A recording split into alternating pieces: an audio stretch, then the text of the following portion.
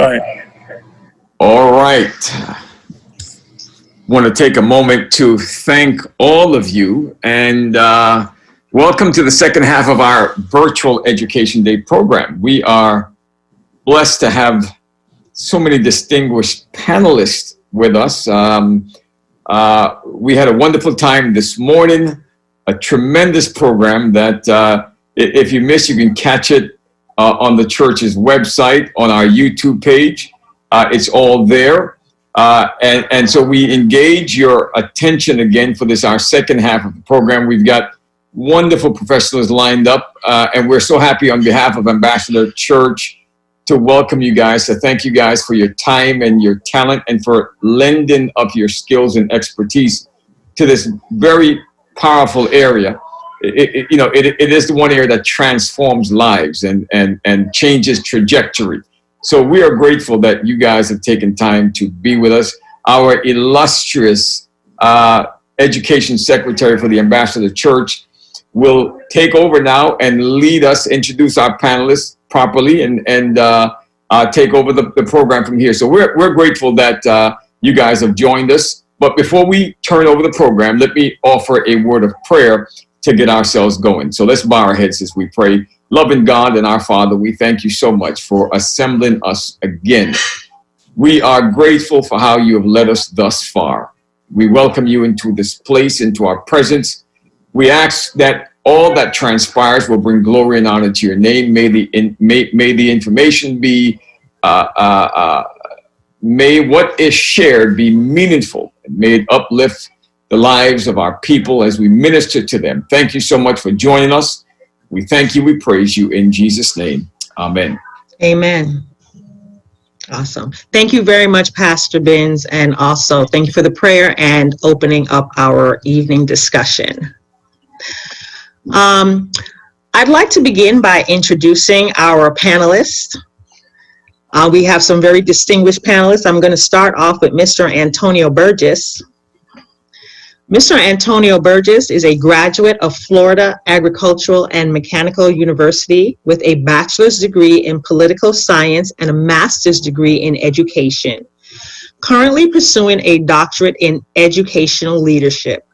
Antonio has 9 years of experience working for Broward County Public Schools in many different capacities, which includes classroom teacher, department head, instructional coach that provides academic and behavioral support to schools within Broward County Public Schools.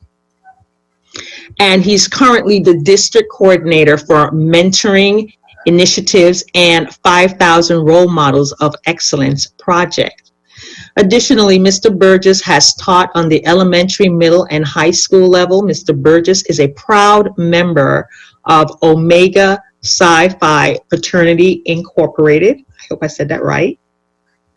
Where he serves as the mentoring program chairman, a position he has held for over 6 years. His civic and career contributions have been recognized by Legacy Magazine in 2016, the under 40 Black leaders of today and tomorrow. Mr. Burgess believes it is easier to raise young children than to repair broken adults, which is an inspirational quote from Frederick Douglass. Mr. Burgess, say hi. Gotta unmute yourself. I unmuted you. Okay, I'm sorry. Good afternoon, everyone. I'm glad to be here today. I want to thank Pastor Benz and Ms. Pitts for inviting me to be a part of this panel of educators, scholars, stakeholders, and I'm glad to be here today. Glad to have you. Next, we're going to introduce Ms. Rosalind F. Hunnigan. Love that name. Ms. Hunnigan is a grant facilitator for Title I, a wonderful, awesome department. Title I, Migrant Education and Special Programs. She has been a part of Broward County Public School System as both employee and student. As an employee, she's entering her 17th year in education, having served students at the elementary and high school level. She has been a reading teacher, yearbook advisor, literacy coach, and most recently, a master teacher, appointed by Broward County Public Schools Coaching and Induction Teacher Leader Career Continuum. Awesome. Rosalind is a proud alumni of Dillard High School and received her early education at Westwood Heights Elementary and New River Middle School. She earned her master's degree in reading education from Nova Southeastern University and bachelor's of science degree in elementary education from Florida Agriculture and Mechanical University, well known and loved as FAMU. Rosalind. Hi, I just wanted to say thank you for allowing me to be on this panel. I bring warm wishes and welcome from LaWanda Wright. She's the director at Title I, and I am happy to share the many resources that we have that we can provide to your students and parents. Wonderful. Thank you so much. Thank you very much. Next, we have Anitra King. Anitra has served youth and families in Broward in different capacities for 17 years. Before joining Broward Schools in 2016, she served in a variety of positions in public libraries where she developed and implemented high-quality system-wide programs for youth and families that increased literacy and created lifelong learners. Ms. King secured grant funding from a variety of agencies to enhance services to underserved and diverse communities and facilitated professional development and trainings to staff and community members. Mrs. King continued to serve families in her current role as a family and community at family and community engagements. Mrs. King engages, empowers, and educates families throughout Broward County by developing family-centered training and workshops that promote student achievement. Additionally, she provides professional development opportunities for school staff and organizations on the importance of engaging all families in their child's education. Ms. King is committed to serving her community and demonstrates this through her professional and community contributions. The Office of Family and Community Engagement, otherwise known as FACE, supports the district's commitment for improving the achievement level of all children. Ms. King, along with her team, are committed to delivering research-based initiatives that engage, inform, and strengthen families by offering access to resources and learning experiences within the district and community. Their goal is for families to partner with school staff and community members to continue a tradition of excellence in Broward County Public Schools. Anitra? Thank you, Ms. Pitt. Thank you for having me here. Pastor Benz, thank you. Family, students, I look forward to speaking with you all today and having a great time learning. Awesome, wonderful. Next, we have Patricia Lewis-Mills. She is a licensed clinical social worker with over 20 years of experience. She is resourceful, engaging, and supportive. Patricia is highly trained and is committed to advocating for her clients. Patricia Lewis-Mills is a professional in her profession and has experience stemming from her background in child welfare, social welfare, community development, and health and individual family group intervention services. Her professional background emphasizes a special focus on community resources and services, utilizing social networking for bridging and gapping between those which establish needs and those with access to the resources to meet those needs. Her experience includes individual and family counseling, elderly community-based intervention, self-help referral services, nonprofit program coordination and management, medical settings, and emphasis on at-risk population. Her professional and social associations include Executive Board Director of Zeta Phi Beta Sorority, member of Zeta Phi Beta sorority since 1999 to present. Patricia. Hi, everybody. How are you? Fine. Thank you for being here. Well, I want to thank you guys for allowing me to be a part of this panel to share some resources with the families. Wonderful. Thank you. I hope I don't butcher this name. Marie, can I just call you Marie? Marie St. Pearl, licensed clinical social worker, certified Broward County Public Schools social worker.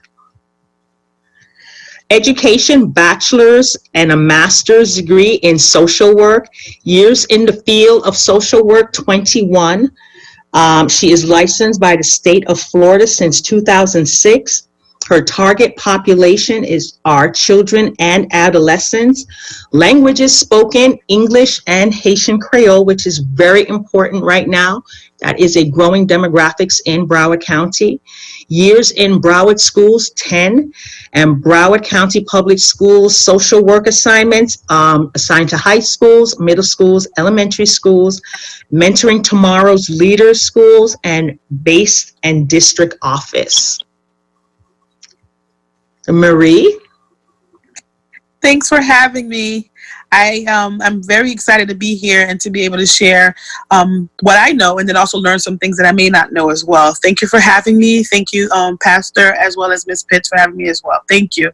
Thank you for being a part of this. And I look forward to forging more adventures like this in the future with you guys. So we will go in the order that your names were introduced, but before we do that, I just wanted to share, because I'm going to be respectful of our time. We are scheduled to end at 6. We had another program on, but I wanted to share a video that surprisingly many people in our community do not know about. As you know, we are not presently in school. For K-12, they're on summer break. For adult ed, we're still chugging. We're doing everything online. But the school board has been busy working on a plan. So what I'd like to do is go back, share my screen, if that is okay. And to share a video that Mr. Runcie shared with us this week. He shared it on Beacon and it was sent out by email. A lot of times we get text messages and robocalls from the school board and they're not paid attention, and then no one knows what's happening. For our community especially, we don't seem to use our voice to be active in decision makings, and that is very disturbing to me. So I'm very passionate about trying to make people more aware of the fact that we should be more involved in our children's education. Teachers are teachers. They're good ones and they're bad ones, and they're spread out pretty much all across the board. What makes a school excellent is the parent involvement. So on that note, I'm going to try to share my screen and pull up the video. And we'll watch the first 5 minutes. Can everyone see my screen? Yes?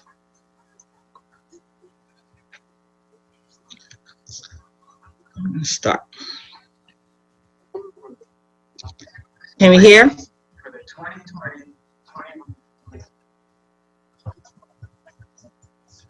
took an incredibly difficult assignment with little notice. Better?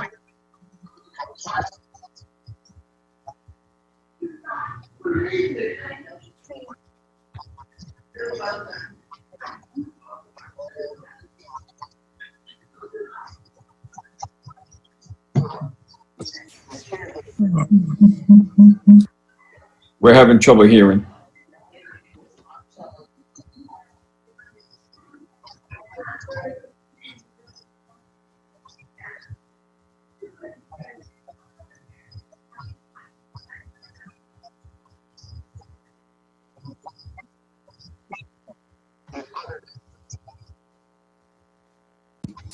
We're not hearing the video on the stream. At all? Maybe you can just give us the summary of what he said. He says a lot. We're not hearing the video. Hold on. Stop share. Okay. All right, so in summary, I guess what Mr. Runcie is saying that they have several different plans on the table. He is almost absolutely positive that we will be opening schools August 19th. But while they are still deciding what it is they're going to do, they have to take a lot of things into consideration. For instance, the cleaning and the sanitation, how many days they have to shut down, what kind of staggered schedule they will have to look at. And when they do that, they also have to take into consideration children with special needs. They have to think of how many meals are they going to serve in a day? How many trips were we going to make with the buses? So there are a lot of different moving pieces on the table. Why? And that's the main reason why there is not a plan right now. In addition to that, we have to watch the climate and see what's happening with the COVID. If the state goes into some sort of dire extreme where we might have to lock down in some way, shape, or form, that will throw everything into stage 1 again. Antonio, do you have anything to share?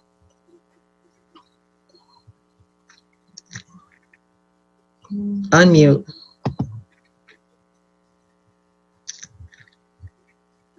You want? Oh, there you Okay. go. All right. Cool. Thank you, Ms. Pitts. Pretty much, you pretty much said it in a nutshell. Some of the conversations that I've heard was that students will be going back. You know, first of all, let's be clear. School never closed. Education never stopped. The format changed, and it went to a virtual platform, which is not new, but probably new for parents and different other stakeholders. From the talks that I've heard was that all ESC students will be going back. I think the plan is to keep schools at least 50% capacity up under the CDC guidelines. The district will comply with those guidelines and try to meet those needs as best as possible, whether that be staggering students, where students will attend school 2 to 3 days out of the week, Right. rotating schedule. ESC students will get services every single day.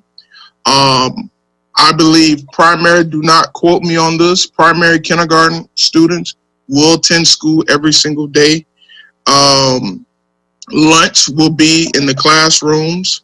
The talks are having a dedicated day to cleaning, which is Wednesday, throughout the week, where school officials, staff will be cleaning the classroom, deep cleaning the classrooms. But there's a lot of conversations that are in the process right now. The superintendent will be reaching out to different community stakeholders, parents. There was a survey that was taken. They are using that data. Parents will be informed, and they will know, what is happening. But I'm going to be honest, and I'm speaking on behalf of myself. It's going to be different. It's going to be uncomfortable for a lot of people. We won't be able to satisfy all stakeholders. And when I say stakeholders, I'm talking about parents. There are some parents that want their kids in school 100%. Right. There are some parents that want their kids 100% at home doing virtual. So I think the district is going to try its best to accommodate and meet those needs within reason and within the CDC guidelines. It's going to be tough as a whole, but I think with community, parent input, and stakeholders input, I think we're going to do our best to make it happen in the fall. Wonderful, thank you. And you are the first panelist up. All righty. So let's see here. First of all, my name is Mr. Burgess, and I'm the coordinator for 5,000 Role Models here in Broward County Public Schools. 5,000 Role Models is up under our big mentoring umbrella, which is called Mentoring Across Broward. And up under that umbrella, there are two district in our department district programs that provide resources and services to students in Broward County. Those programs are Mentoring Tomorrow's Leaders, which is our peer mentoring program. And that program is for male and female students in grades K to 12. And students are mentored by their peers. So that's one mentoring model. And then the second program is our 5,000 Role Models of Excellence project, which is a group mentoring model where you have an adult mentor that will provide mentoring, resources, opportunities to groups of students.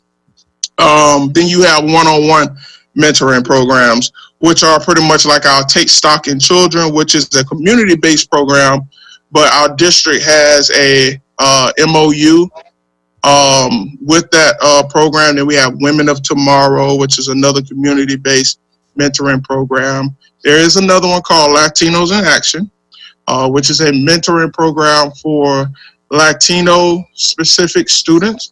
However, none of our mentoring programs discriminate against any students based on religion, gender, race. So any student can be a part of the mentoring program. Today, I'm going to speak more specifically about our 5,000 Role Models program. So I'm going to trying to share the screen. Okay. Share screen. Yeah, I'm doing it. Share. All right. Awesome. Can you guys see it? All right, cool. Yes. So the 5,000 Role Models, I'm going to give you a little background information on the program before I talk specifically about some of the things that you see in this document. 5,000 Role Models started over 25 years ago in Miami-Dade County Public Schools by Congresswoman Frederica Wilson. At the time, she was a school board member. Well, at the time, she was a principal of an elementary school. It started out as 500 role models, and her goal was to bring men into her school to mentor male students in her school. She noticed that male students didn't have father figures at home. Male students were constantly in the front office getting in trouble for suspensions. We know the data for our minority male students in our school district, and we know that they lack in graduation. They are ahead. They are at the top for in-school suspensions and our criminal justice system. So her goal was to basically shake some things up. And when I say shake some things up, she wanted those males that were in her school to graduate from high school, to not go to jail from school to prison, and she wanted to increase student achievement for those students. So she came up with this program called the 500 Role Models of Excellence.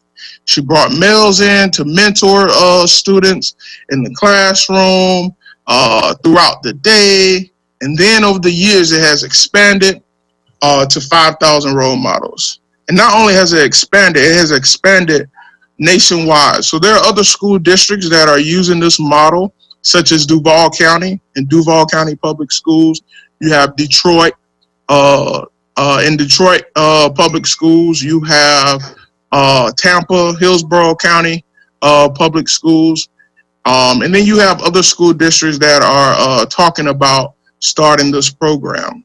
Here in Broward County, we started this program maybe about two to 3 years ago.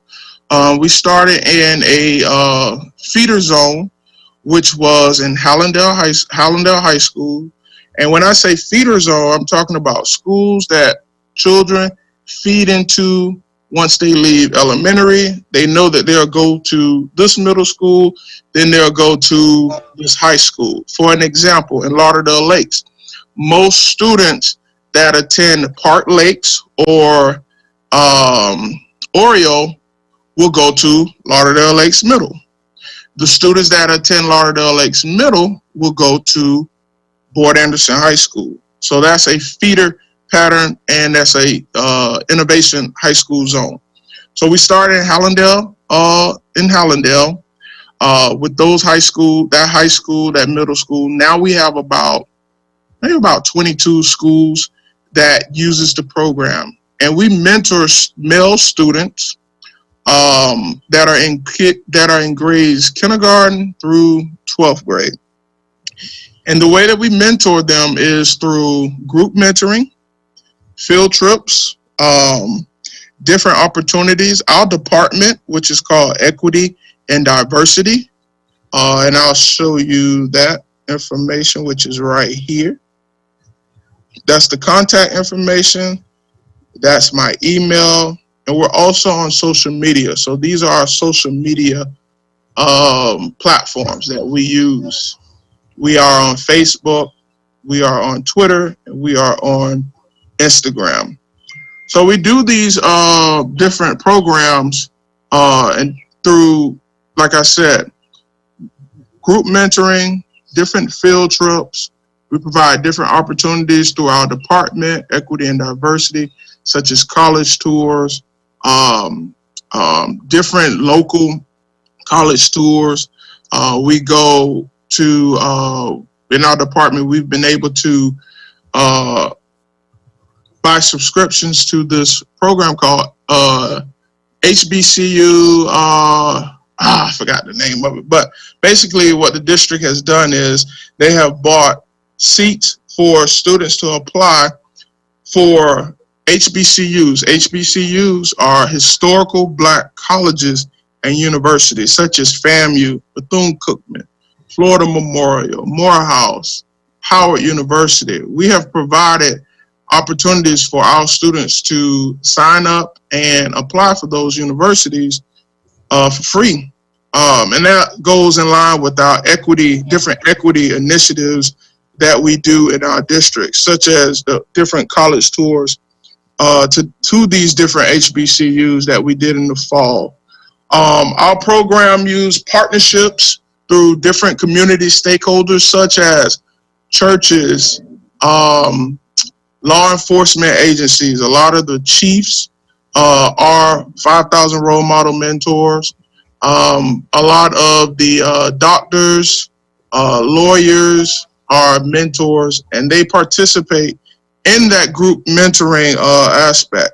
Now, let me be clear. This is not a dropout. This is not a behavior change program. So it's not a program, if you have a kid that is having severe difficulty, behavior challenges, this is not a program that is going to change that.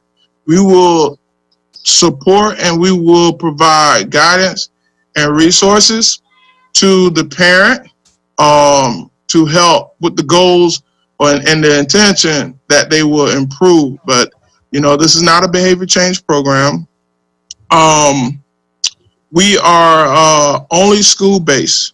So some people have asked, are you guys in churches? Are you guys in YMCAs? Are you guys? I was just going to ask that. Are you guys in Boys and Girls Club? This is a school-based mentoring program. Just like our MTL program is a school-based mentoring program. There are different community-based mentoring programs. You have a lot of different Greek letter organizations, such as Omega Psi Phi, such as Kappa Alpha Psi, the ladies, AKAs, Alpha Kappa Alpha, Delta Sigma Theta, Phi Beta Sigma, Zeta Phi Beta, sororities that also provide mentoring opportunities in the community. And most community-based mentoring programs, they either meet on weekends or what have you. Some meet during the week. But you may say, well, where can I find this information? So you can go to Broward Schools. There's this link right here. But you can go to Broward Schools, click Departments, then click Equity and Diversity. And you will find community-based mentoring programs, contact informations for those community-based mentoring programs, school-based mentoring programs. You will be able to find information on that. on our website as well. And then if you're still unsure, guess what? You can always email antonio.burgess@Broward Schools, and I will provide or answer your question as best as I can, or at least position you in the right direction. That's pretty much it with the our 5,000 Role Models program. We partner with a lot of different organizations in Broward County, and a lot of different people are a part of this. If you would like to become a mentor, an adult mentor, more involved, you can always email me, and I have it highlighted here. It's in yellow on here. Send me an email and I will answer it, or you can go on our website, which is also at the bottom, and there is a link where it will say, how can I be involved in 5,000 Role Models? So there are so many different opportunities for adult males in Broward County to get involved and help mentor. And we all know the importance of mentoring and the lives that it does change. Yes. I always tell people, I say, mentoring does not start in high school or middle school. It starts honestly in the elementary level. Yes. That is so important. Just like when we start teaching students those foundational skills in math, how to count, and literacy, those literacy skills, they are building on those skills and planting those seeds at the elementary level. And that's one of the things that I like to really focus on, is mentoring and starting mentoring in the elementary level. So that's very important, although it's never too late. If you have students that are in high school, middle school, they can always, be a part of and take advantage of mentoring. Each of us probably have been. Oh, that's my cue? Okay. Okay, all right. Oh, my bad. I'm sorry. I'm so sorry. I'm still waiting. Well, you were getting into sharing some good info. One of the questions I had is this program available in churches or faith-based organization? And you already answered that by saying no, it's not. However, would you consider expanding such way? Because here's what I've always told people in the school in Broward County, when I deal with the district, through SIM, I became an ambassador to the SEL department. It's wonderful with Anitra, under Anitra's area, great stuff. People will go to their church for certain information before they go to schools. And especially when you're dealing with our community and a West Indian community, it's like, I'm going to go to church and get my resources or information, and I'll trust that more than I would going to some kind of government building or government affiliated agency or group. So is there a thought of doing a stronger partnership with faith? I'm sorry, I have Invisaligns in my mouth and I just feel like a child. So that's why I sound funny. But is there a thought about possibly expanding to more faith-based organizations in our communities, especially? You got 2 minutes. Okay. All right. Cool. So, that is a very good question. It is a question that I get asked often. And the answer is, there is a thought, but there's a lot of technicalities that go into that, such as liability. There's different, school district has policies.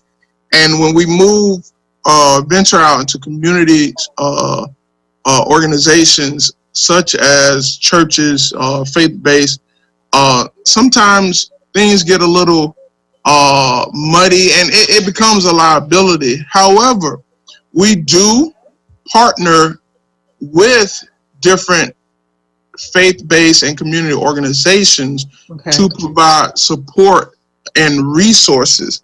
However, starting a mentoring program up under a program that is supported or funded by Broward Schools in different faith-based or community residents or different community clubs, it gets a little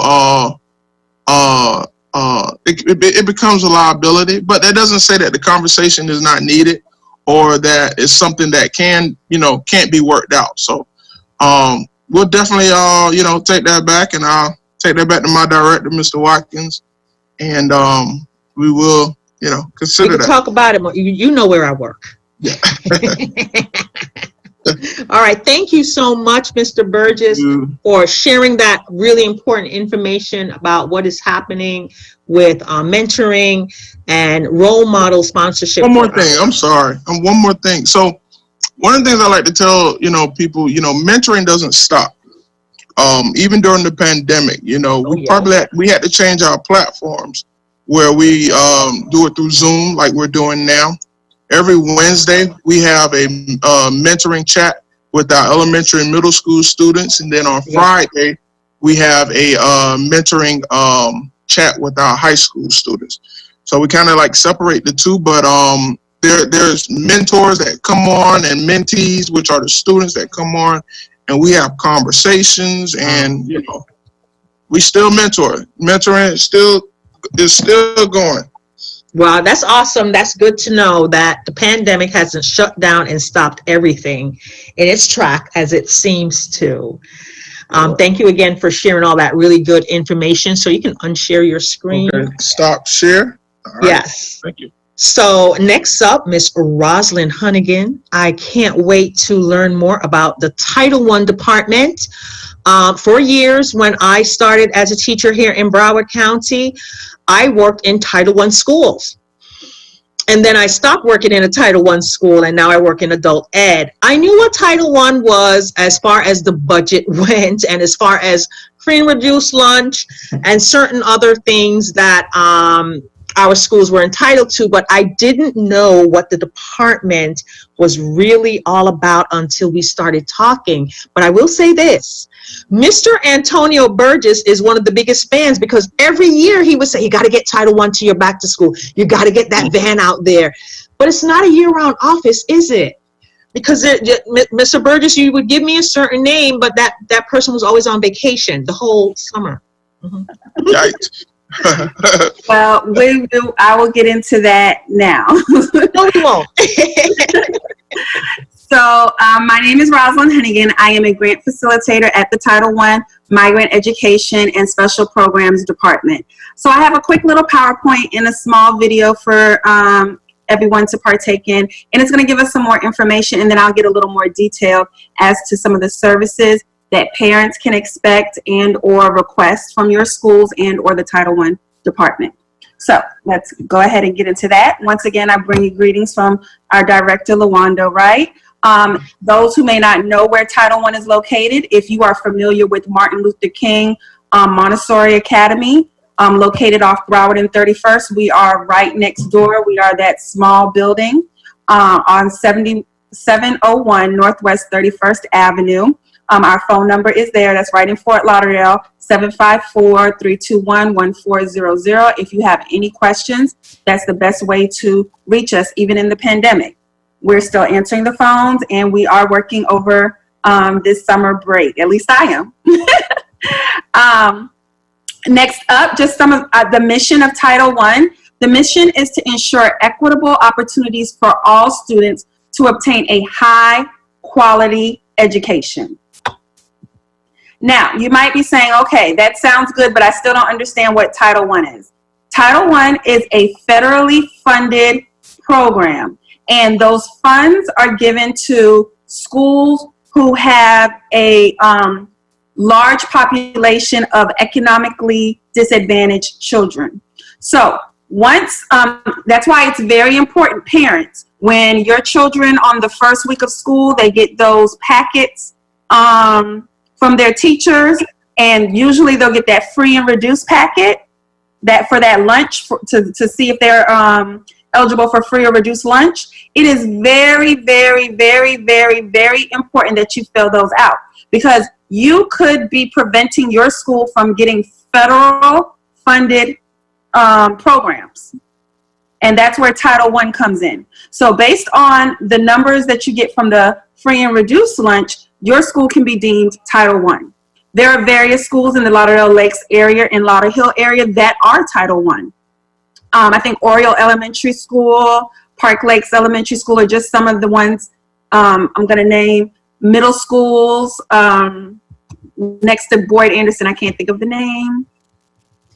Someone help me? Okay, but there are many Title I schools out there. We have over 100 elementary schools. There's over 30 middle schools and 55 charter schools. We also provide funds to non-public institutions, for example, charter and private schools. So the reason why these schools are getting the money is to ensure that there is no gap in education based on income.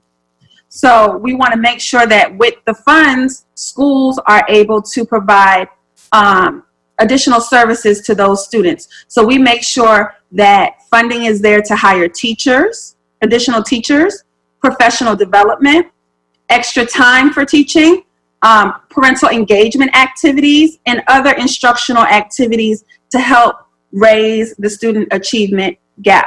And that is the main focus of Title I, is we're trying to achievement gap between those who are economically well off versus those who are not. So who are we targeting with Title I services? Title I services are provided for students in grades kindergarten through 8th grade. So they are identified as failing or most at risk at meeting the state's challenging performance standards. And those standards we usually say are the Florida standards, the FSA that they take at the end of the year. And there again is our numbers of some of the institutions that are funded through Title I dollars. And here is a little short video that I am going to show everyone. In here? Yes, I can. Hi, I'm Teresa Taylor, Community Liaison for Title I Enrichment Class. Our focus at Title I Migrant and Special Programs is to begin forming a strong bond of parental engagement and creating lifelong learners. We offer a multitude of services to engage families. The Title I Mobile Unit is a lending library. It is equipped with educational games, books, and materials to support your child and their educational needs, whether it's reading, math, science, language arts. In addition to the Title I Mobile Unit lending library, we have the Title I Parent Resource Center, which is housed on the property of Title I Migrant and Special Programs. This Parent Resource Center is another opportunity to check out materials for your student based on their grade and their need, regardless of whether it's math, science, or language arts. We are excited to invite our pre-K parents to the Read and Rise Family Conversations. In these conversations, you will learn skills to support your child in reading, engage in meaningful conversations about the importance of storytelling, and in addition, receive free books for your child's at-home library, as shown in this video. The Title I Parent and Family Engagement Resource Center is located on site at the Title I office. We offer a technology lab to print, copy, email, Monday through Friday from 9 a.m. to 3 p.m. and free computer classes held on Wednesday from 9 a.m. to 11 a.m. Both of these offerings are for adults only. We also offer Parent Training Academy workshops. We have 8 training sessions, including an orientation, health and wellness fair, and annual parent seminar. These workshops model for parents strategies that can be used at home to help your child with mathematics, reading, language arts, writing, test-taking 101, and science. These workshops are held at 7 p.m. at a school in your area. You don't want to miss the Title I Annual Parent Seminar happening at the Signature Grand on Saturday, January 25th, 2020. Contact your school's Title I liaison to sign up because space is limited.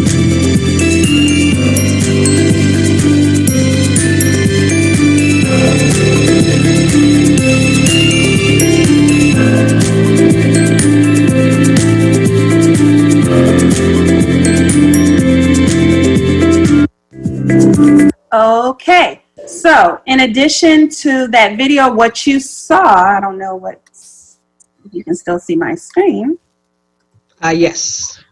Okay, because it went blank for me.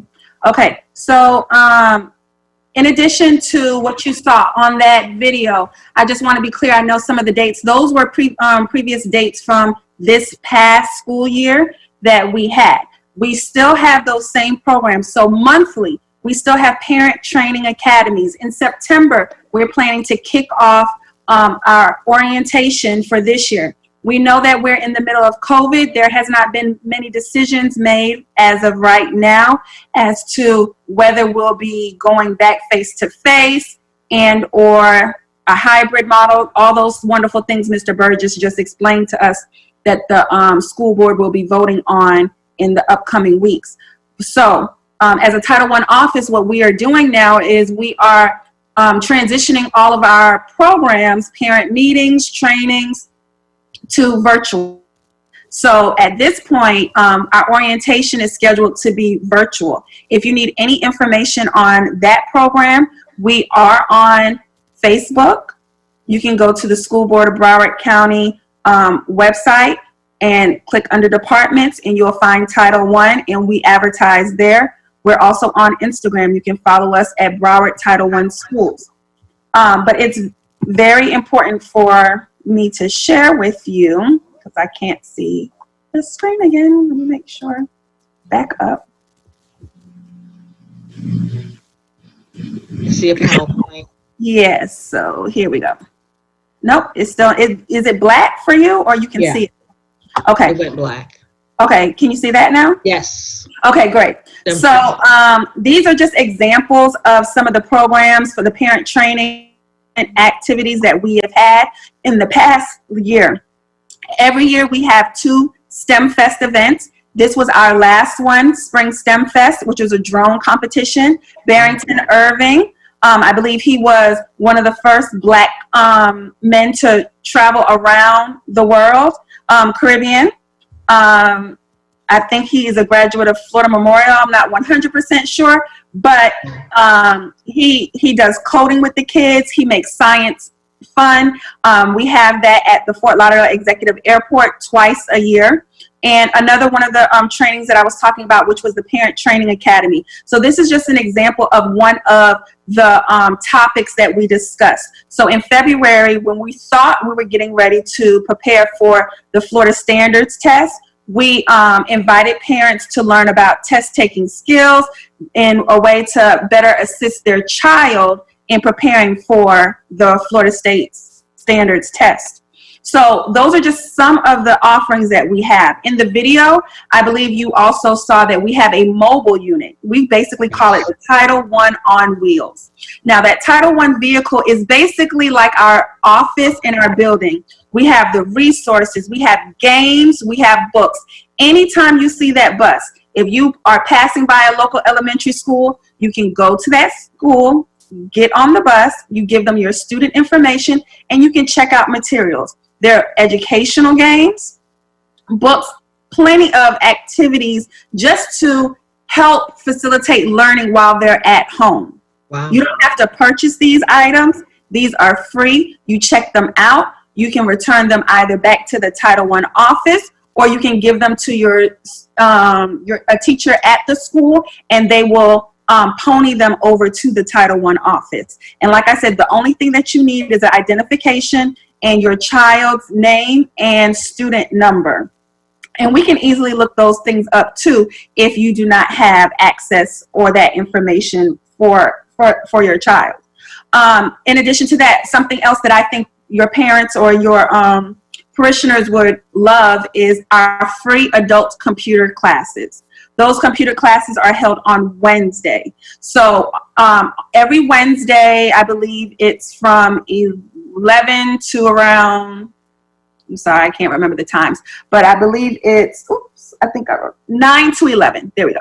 From 9 to 11, we offer a computer class for adults. So in that class, we take an assessment to see what the skill level of those adults are. So you can be a beginner, never turned on a computer, never touched a computer. We will teach you. We will take you through the parts of the computer, and better yet, we check a computer out to you, to practice at home for that 6 weeks. So we take you step by step from the functions of the computers to even building a resume. The last computer class we had, one of the ladies came and said, you know, you guys taught me so much, but you know what I really need? I need a job and I need to learn how to create a resume.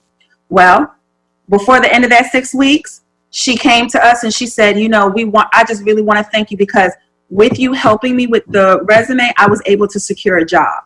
Wow. So we teach typing, we teach programs, we teach how to navigate Canvas, how to navigate Pinnacle. That's where your child receives their grades, so you can make sure you check up on them. We help parents also get notifications. So a lot of parents say that, hey, you know, I didn't know Johnny is failing. I didn't know that he got the last 4 Fs on his assignment. Well, we have a way Pinnacle is set up that you can receive notifications, and you can set that. You can say, every time he gets a C or lower, text my phone.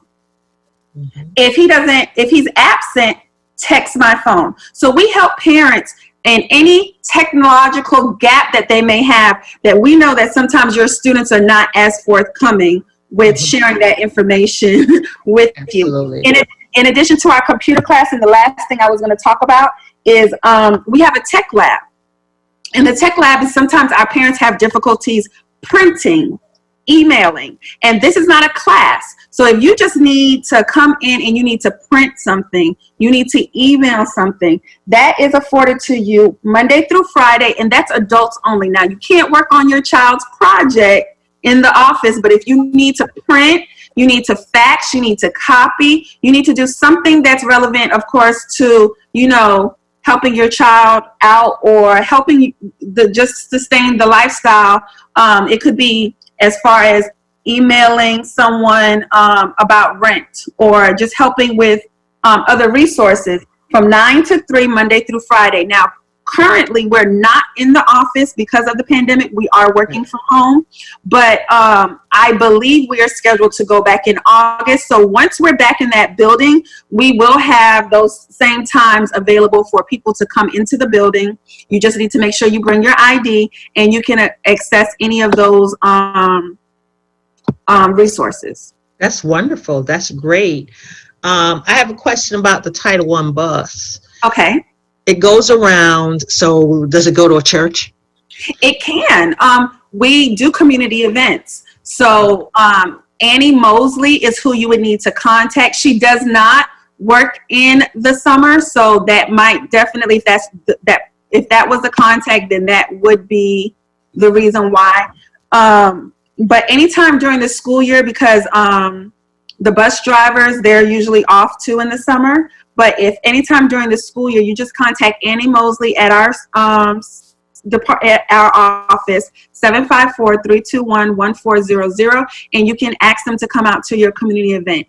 Like I said, we are servicing the community. So if you're a Broward County Title I parent, meaning your child attends a Title I school, you are eligible for all the resources that we have at Title I, and any of the activities, classes, all of that.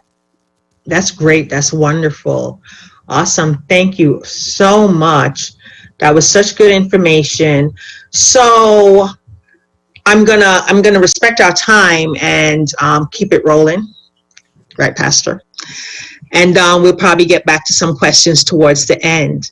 Next up is Anitra King from FACE, Families and Community Engagement Department, and another awesome department that has so many resources available to the families of children in Broward County schools. I can't wait for her to start sharing her info. Anitra, it's all yours.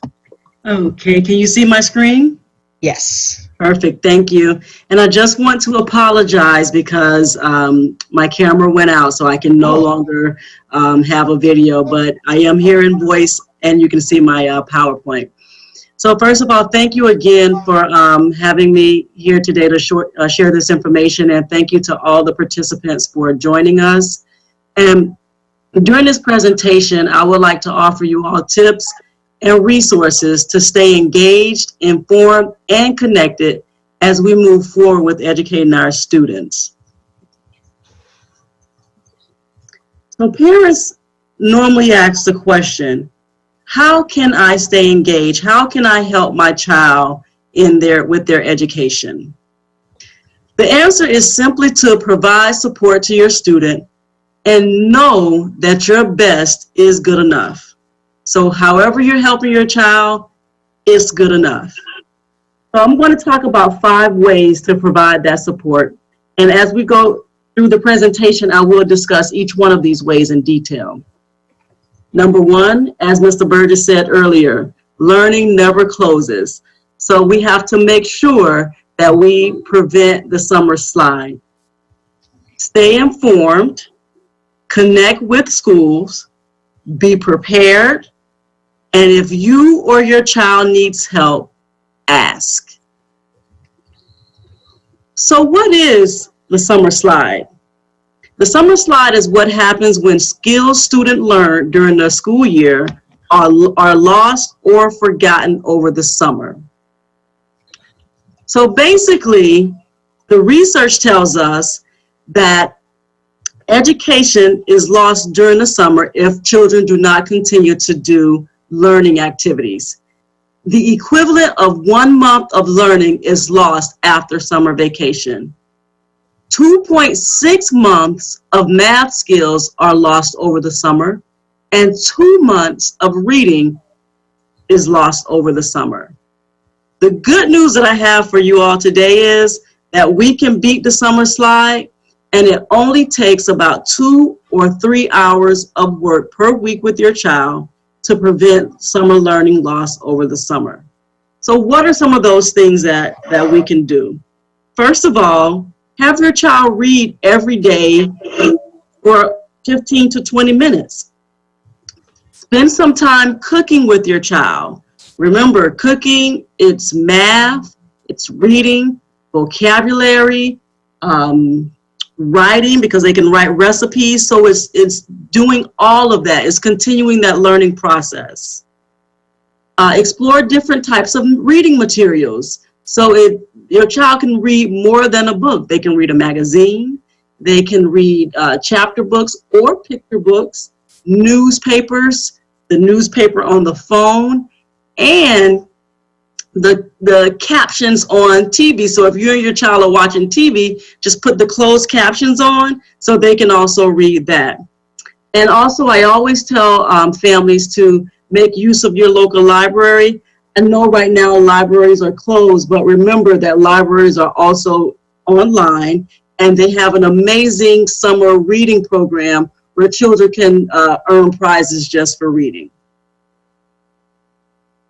Broward County Public Schools has a website that will help parents with some of these academic opportunities. So they offer many resources for students to continue learning during the summer.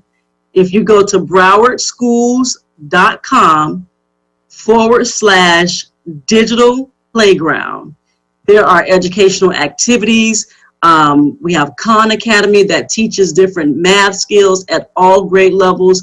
There is a wealth of information on this website for families to go to with their children so they can continue that learning process.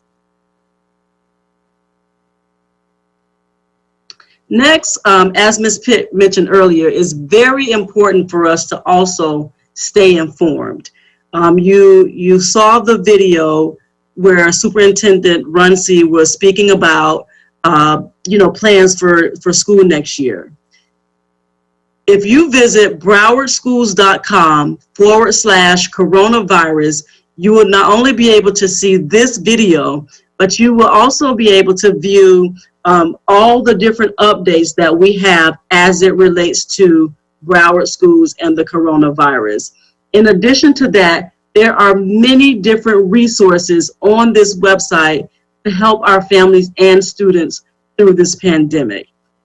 I encourage parents to listen to the school board meetings, which can also be accessed on browardschools.com website. and they happen every Tuesday. It's very important as we go through this process for us all to be informed about our children's education. And stay connected. So visit your child's school website, whatever school they're going to next year. Visit the website to see if there are any updates from the administration on the website. Social media, Broward Schools has a Facebook page and a Twitter. Check that out on a regular basis to see what's going on. And if you have questions, call your school. Schools are open during the summer, Monday through Thursday. So no question is too big or too small. If you have a question or concern about your child's education, call your child's school.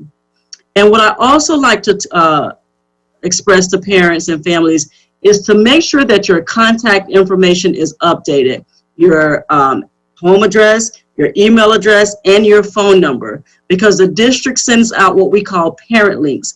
And this is information that you'll receive through a text message, a phone call, and or an email. So please make sure that information is updated.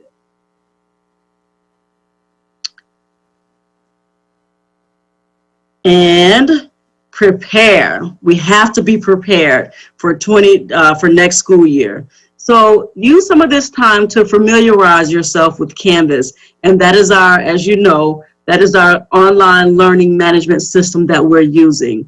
If you go to browardschools.com/learning never closes, we have an entire course on there for parents to learn how to help their child navigate Canvas. Understand fully the different school options. So if you're given 3 different options, make sure that you understand how each one of those options work and which one is best suited for your child. And the way to understand that is, as I mentioned earlier, if you have a question, call your child's school, watch the school board meetings, listen to what they're saying. You can also sign up to speak at these school board meetings. So just make sure that you understand those school options. Once we start school back in 2021, August 19th, make sure that you stay engaged by checking your child's progress weekly. One of my colleagues mentioned Pinnacle. So make sure that you and your child are going on Pinnacle regularly, weekly, to make sure they're understanding by checking their grades. Also, email or call your child's teacher. So stay engaged with your child's teacher and ask your child's teacher, how can you best support your child during this process? I always inform parents to guide your child, don't do the work for them, and create and keep a regular schedule. Children are used to schedules and they function well when they have a schedule to go through. And remember, if you don't understand 1st grade, 2nd grade, or 3rd grade math, it's okay, right? We have many different resources on that Parent Hub that you can use to familiarize yourself, utilize your teacher, and also the resources at school to help your child. You are there as a support for your child, so don't get upset or don't, get worried if you don't understand the new way that our children are being taught, because it's totally different from how we learn. And last but definitely not least is, if you need help, ask. One of my colleagues later, I believe, is going to talk about mental health because Broward Schools offers mental health support. We also have mindfulness workshops for families at no charge for the families. We have different classes every week, and these workshops build resilience and decrease stress. So I encourage you all to take advantage of these.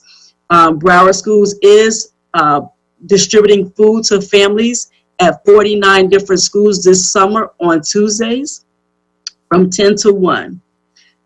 Also, we have our Homeless Education Assistance Resource Team. What I would like to say is, during this time, many of us are facing some hardships. If you or someone you know is experiencing homelessness or living in transition, we have a whole team that is ready to support our families and students who are living in transition or living homeless.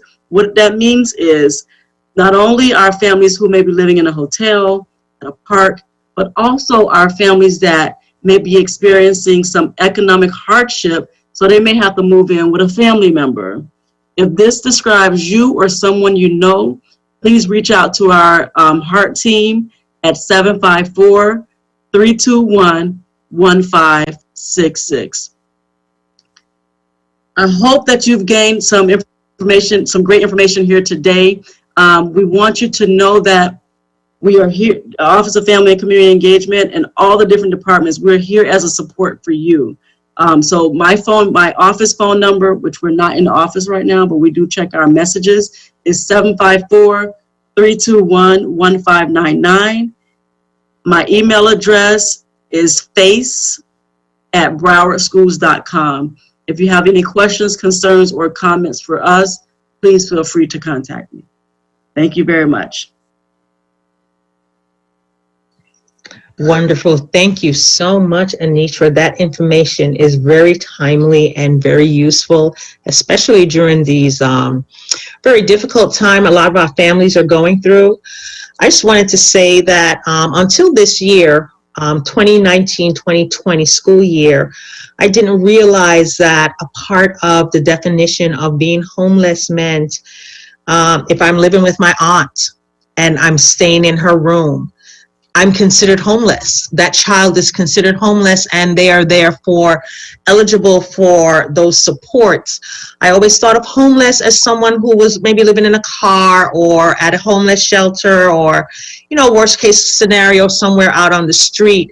I did not consider the idea that if you move to town, maybe from another state or another country, and you're staying with a friend, it's a lovely home in a lovely side of town. There may be a beautiful sofa, or they call it, what is it? Sofa surfing. Or you may even have your own room or a section in the house. You're still considered homeless. Am I not right? Because you don't have your own address. So I want people to understand that I was so surprised to know that the definition was that broad, and therefore we at Broward County have resources to help those families, meaning that the child can get help, because it's not easy, and it's realized that, you know, you're not at your own home, you're not in your own room or just your own space. You're still sharing, and there are always rules when you live in someone else's home, and that can present some hardship and some difficulties for children when they're trying to learn, and that can especially manifest in the classroom as behavioral problems. I especially used to, when I first started, I didn't know that they were called dropout prevention students until later on, but these kids were deemed not on the track to graduate high school from age 8. As early as age 8, so they were stigmatized. But when you look into it deeper, when children come to school with problems and issues, there's so many things that are behind the scenes that we don't know about, or that we couldn't even imagine. But I just wanted to bring the attention to that broader definition of what homeless is and how it's defined. And if a person who's watching, or if someone knows someone who fits this expanded definition, please reach out and get that can help the family and the child. Okay, so with that said, I'm going to move on to our wonderful social workers. Our certified social workers. I love that, because it means that you went one extra step of dedication towards servicing the community in a very big way. So Patricia and Marie, the floor is yours. You could both decide since you're together. Okay, Marilyn, you gonna jump on? There she is. Yes, I'm here. Yes. Well, for the sake of time, Marilyn and I are going to go ahead and do a double team, and I'll give you guys just a snippet of what the family program basically, you know, addresses. We are a group of licensed clinicians for Broward County Public Schools, and we deal with different in different schools having various diagnoses. The program has been for over 30 years. There's a family counselor or a social worker at all Broward County Public Schools, and we provide free counseling, and we address various diagnoses, and all of confidential. Mara? Oh, and I also wanted to add, as Ms. Pitts mentioned, and I believe Ms. King as well, in reference to the mental health aspect of a lot of things happening in the district right now, there also is a new mental health crisis team that has been hired in response to the Marjorie Stoneman Douglas massacre. And so you're going to have a team that's assigned to each area that also specializes in mental health services. They're still social workers, but they'll be housed at certain zones, and every school in the district has access to those social workers. They call them mental health, the mental health crisis team social workers. So if you have any questions about what type of services any of the social workers provide at your school, the parent is more than likely to always call the school or go on our website, which is browardschools.com/school social work. And at the bottom, you can actually click on your school and search for your school's your main social worker, and from the main social worker you can find out about all the other social workers as well. And we're also providing services now via telehealth.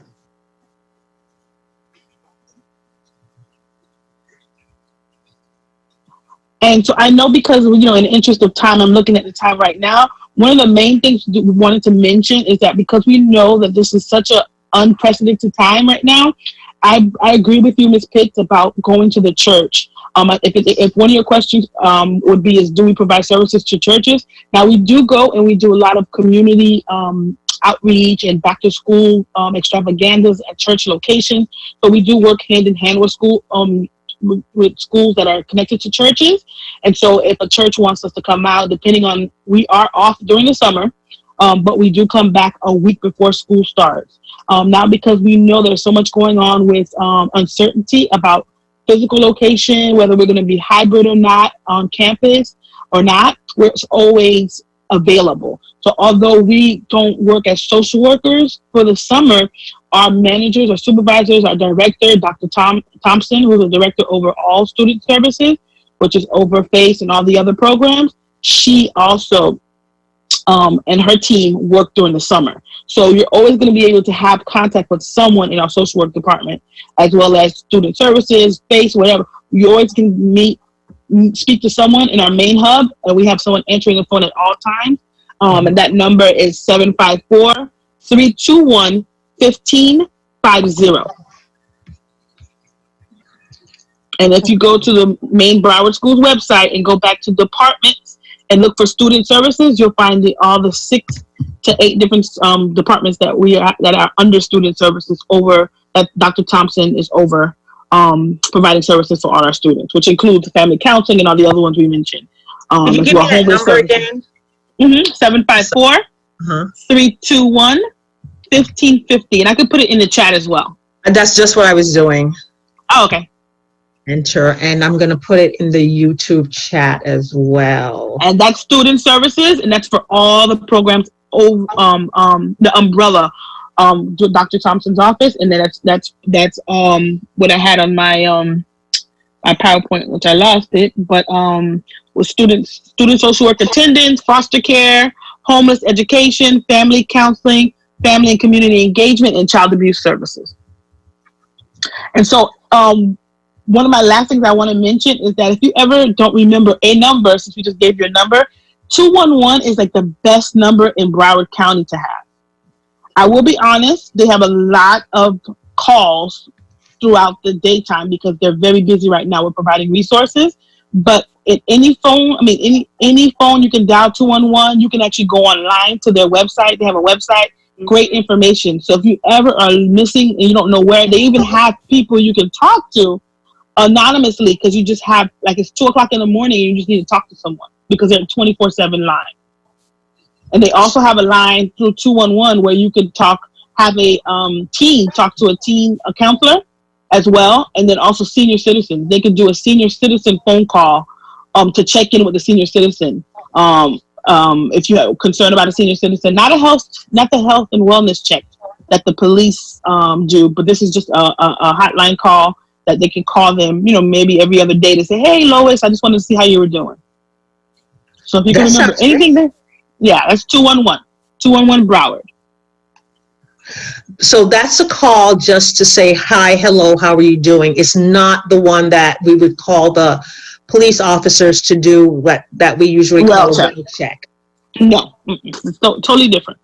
Mm-hmm. Okay, got it. And there's also an app that you can add on your phone called Aunt Bertha. You go on to Aunt Bertha and you put in your zip code, and it basically gives you any resources that you're looking for. And that can work for the community as far as wherever they're living. Aunt Bertha, AUNTBERTHA. And a lot of the students are tech savvy, so if they have a phone, they download the app. They can find whatever services or resources that they're looking for right on their phone. Oh, wow, that's really great. Mm-hmm. And 211, you can text as well. Okay. So I guess I'm wondering, especially in my community, I do have a lot of adult students that they experience anxiety, they experience fear, uncertainty, and it has been compounded by the lockdown. But we have certain mannerisms in our community. You don't show weakness. So how can we help those families, and especially those kids when they come back to school, because they've been locked up and they may have been exposed to situations that were not exactly healthy for them emotionally and mentally as well as physically. Mm-hmm. So, Becky, go ahead, Mrs. Okay.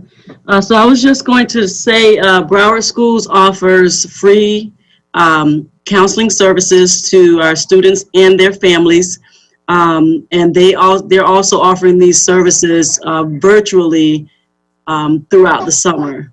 And the phone number that my colleague gave, the 754-321-1550, was it? 1550.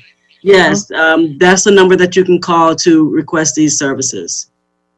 Yes, and Miss Mills actually is the family counselor for Taravella High School. So I thought she was going to be chiming in, mentioning that about family counseling. I actually mentioned it, but I also sent a list to Ms. Pitt with the outside resources, because although we do provide services during the summer, they are at capacity.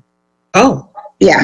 So the list that I sent you, you can share that with everyone. I will. Outside resources. Yes, I'll definitely have our communication department put that up on our Facebook page. We'll get that out there. But they're at capacity, you say, right now? Correct. Wow, it's amazing. They were at capacity, actually, the last day of school, their capacity.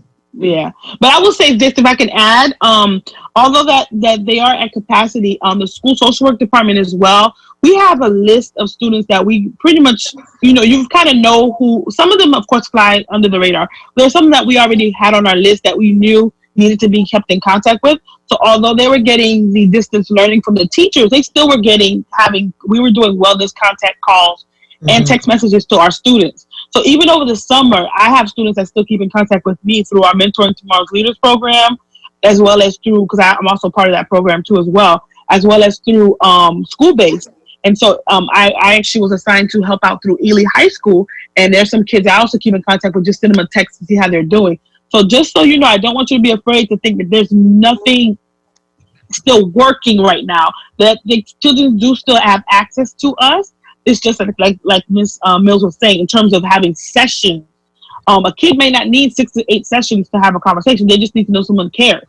So if they know that we're texting and checking on them, sometimes students tell me that, Miss Saint, I'm so happy you even remembered I was alive, And so they do have access to that through us as well. And then also what Ms. Mills said, Henderson Mental Health Services. A lot of people, when they hear mental health, they kind of get like, oh, well, what is this about? Or that's not for me. but they actually have a youth crisis line that you can call that crisis line as well. They're not 24 hours in terms of the phone line itself for the youth part, but the adult part is 24 hours. So even if a youth called after hours, they would get the adult mobile crisis unit and they can just talk to someone. So in Broward County, I'm happy to say, if you have any youth that just didn't feel comfortable maybe talking to a church member and they wanted to talk to somebody that didn't even know who they were, but to provide them some, some sound counseling, they have access to that through 211 or through Henderson Mental Health, because Henderson Mental Health actually has the contract with Broward County to provide crisis services for the whole county as well. So hopefully that answered your question in terms of if someone needs some help, they may not reach out, but if you know that information and if they don't feel comfortable with you, and then also there's through 211, there are other avenues that there are a lot of hotlines right now that are available for people to just text message and just talk. And I do know sometimes we do want to be mindful of what kind of counseling and services that people are reaching out to, especially as it relates to lining up with what they, their religious beliefs. So you can have that conversation with them as well. And you can call yourself and actually to find out how some of the services work. And that's what I did when I first got in the field of social work over 20 years ago. I used to call and find out, or even go and drive around and see how accessible it was for my clients. That's really great. Unfortunately, someone has muted me and I can't speak. We hear you. You do? I hear you. Yes. Oh, okay. Because I'm like, who muted me and killed my video? No, that's really awesome to know that all of that is available, especially for the kids. I think that some of them would feel more comfortable speaking to someone that maybe they're not that close with. Mm-hmm. And they could just feel more at ease talking about certain things without feeling as if they're going to be judged or it's going to be held against them. So that's something moving forward is great to know. Tell me, are there any plans for the school year that your department is making in addressing these needs for our students? Well, like I said, and I can speak for the whole department. I have good communication with Dr. Thompson, who's our director. Right. And one of the goals is that she just wants to make sure that there's still connectivity in every department. So kind of what Mr. Burgess said, as well as Title I, none of this ever stops because we do have some kind of contact with families or whether it's service providers. So we still want to provide the back to school extravaganza that we normally do in the fall in each county. I don't have the date for that because I was looking on my email and we don't have the date because I think they're trying to figure out as to whether would it be a drive-through where people drive in. But we still will be giving out book bags, pencils, and stuff like that as well, because we do know that a lot of the kids left their supplies at school, and they weren't able to get them back until after, right before the school year ended. The same thing for my pre-K son. He left a lot of his supplies after school. So we do know that parents are in need of having all, that stuff replenished, especially on a fixed budget right now, with everybody having to deal with some job losses and stuff like that as well. And so then we also have access to canned goods and those kind of things. And I know sometimes our West Indian families don't necessarily want that, but we do have Publix gift cards as well, but those are limited. So there's stuff that's still out there. As long as they connect themselves with their school and find out who their school social worker is, they can always send an email.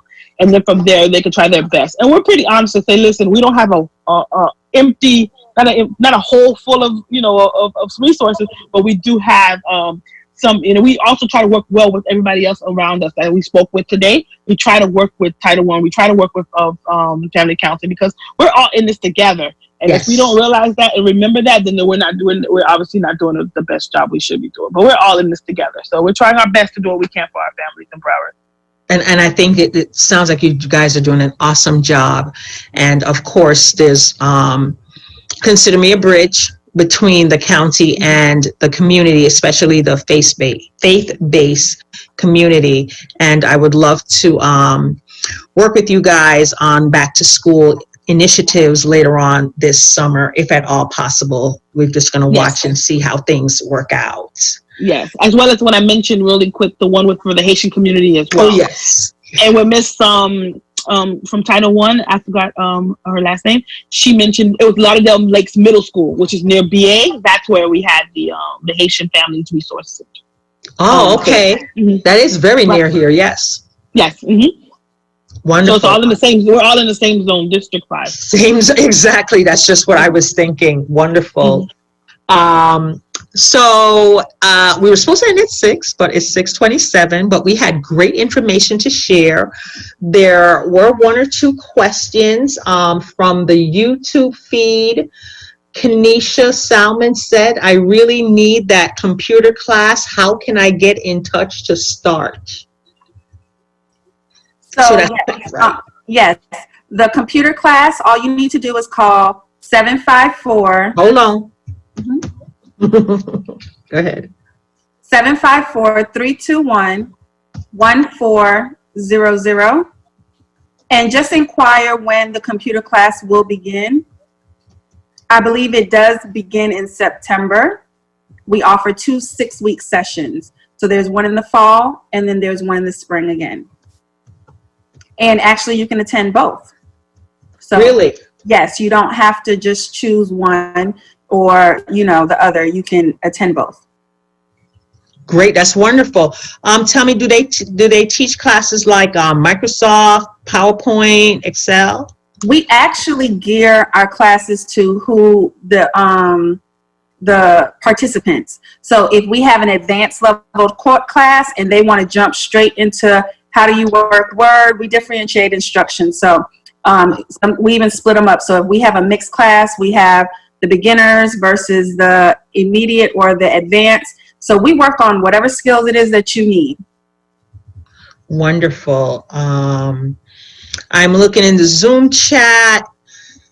I have a question from a Betty Mallory. She says, I don't believe she was responded to. From M to Betty Mallory, all parts. She was saying, since our mothers are our first teachers, perhaps we should look at mentoring programs for adults to encourage positive behavior in their children, thereby making them better students in and out of school. Any comments or? I can talk a little bit about it. Go ahead, Miss Burgess. Tell Miss Mallory. Well, I know, this year and a little bit of last year, we partnered with Title I, and we had this thing called Dad's Chat. And what Dad's Chat is they met every month. It was at a school. We brought in fathers. We brought in adult mentors. And we brought in guest speakers from different disciplines, such as mental health experts, from different areas, such as how to raise, your son, how to deal with trauma, and having those kinds of conversations with your kids. I would love to see that expanded, where we include our mothers as well. But I know it was very, very informative for the parents. The dads that came out, we will have them at different schools to give every, parent an opportunity to participate and come. These programs will be either in the morning or in the afternoon. They will last about a good hour and a half. I know Title I and Head Start was very, very instrumental in starting that. So maybe we can start some conversations about expanding it to where we include mothers as well. But that is a very good point, well taken. And hopefully this year we can definitely start those trainings and just sessions where we are providing training and resources to not just the dads or fathers, but also to the mothers. So, Antonio, can I add to that? All of these different programs, I'm glad you brought up Dad's Chat. If anyone is interested in those, what you should do is go to your school and ask, who is your school's Title I liaison? Once you make contact with that teacher or that staff member that is the liaison, give them your information. That's one way to get all the resources. We send text blasts, parent links, and you become on our email list. That's an easy way to get on. Another way is once you attend one event, we send you all of our events that are happening periodically through the year.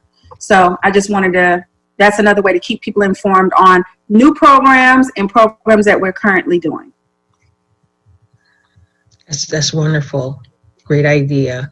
Mr. Burgess, I was wondering, I know we had discussed the program and faith-based organizations, things like that, but it would be really great if maybe you can speak with our men's ministry department head, because I know he has a love for mentoring. We used to attend a church formerly where he had a wonderful, awesome mentoring program that my son was a part of. And it was very helpful, and especially since I was a single mom here in South Florida all alone. But I would love it if you can speak with him. His name is Vivian Walters, and it would be really great. You're on mute. I would love to speak to him. You can either give him my contact information, or we'll collaborate. And when do you guys meet? Or do you just want me to speak to him? Okay. I could just set up you guys to speak, because we have his phone number. He does a town hall every Tuesday. Pastor, is that right? Yeah, every Tuesday we do a town hall, different subjects, and I think you would be perfect for one of those sessions. Just coming in and talk about mentoring. He's got a real passion for it. He's done, he's built organizations where he's been understanding the need and the importance of mentoring. So I think your program fits right into his wheelhouse, and perhaps we can have you as a guest on one of our Tuesday town halls. Okay, I'm down with that. That'll be perfect. I'll definitely be available to do that. So we'll be in touch. I'll get your contact information. I'll pass it on, and we'll get squared away. Okay, thanks, Pastor.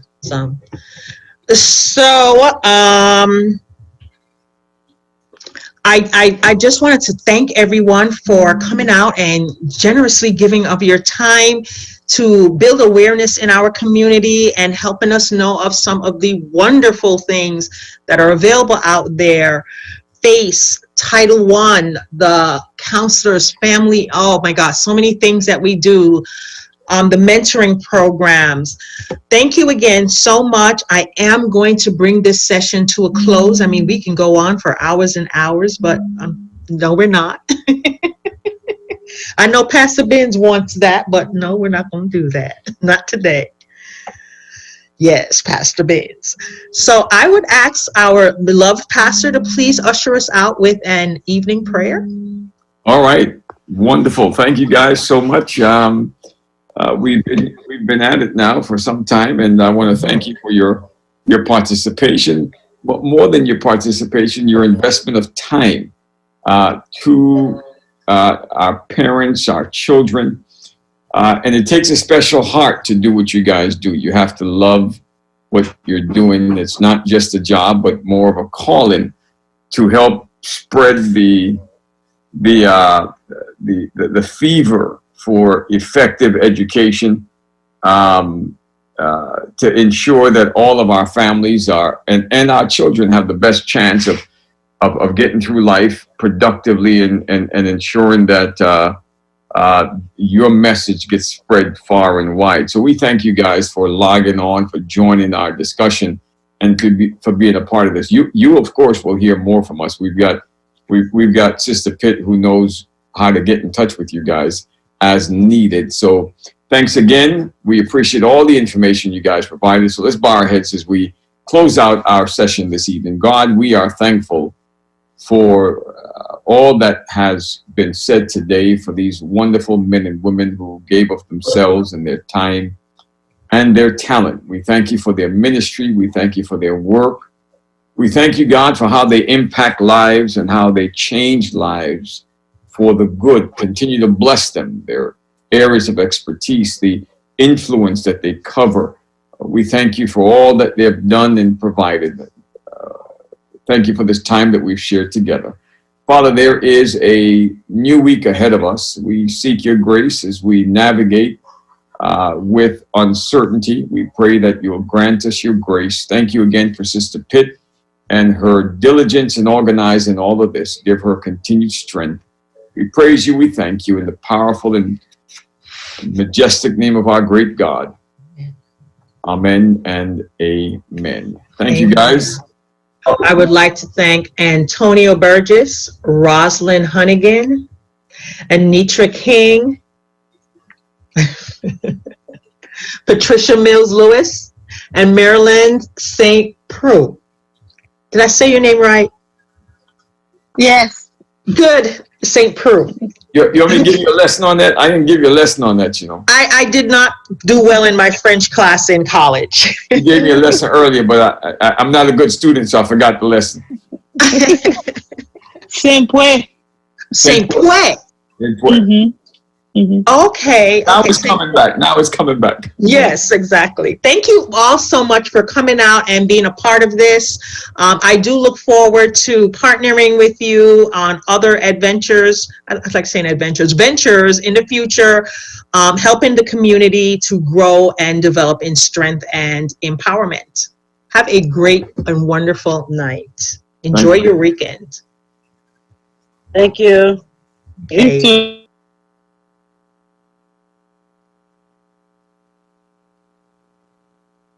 What if God is unhappy with our praise? What if He is not pleased with the words we say? What if He takes away His love and His Spirit from above? What if God is unhappy with our praise? What if God is unhappy with the way we live? What if He is not pleased with the way we give? What if He takes away His love and His Spirit from above? What if God is unhappy with the way we live? We must change the way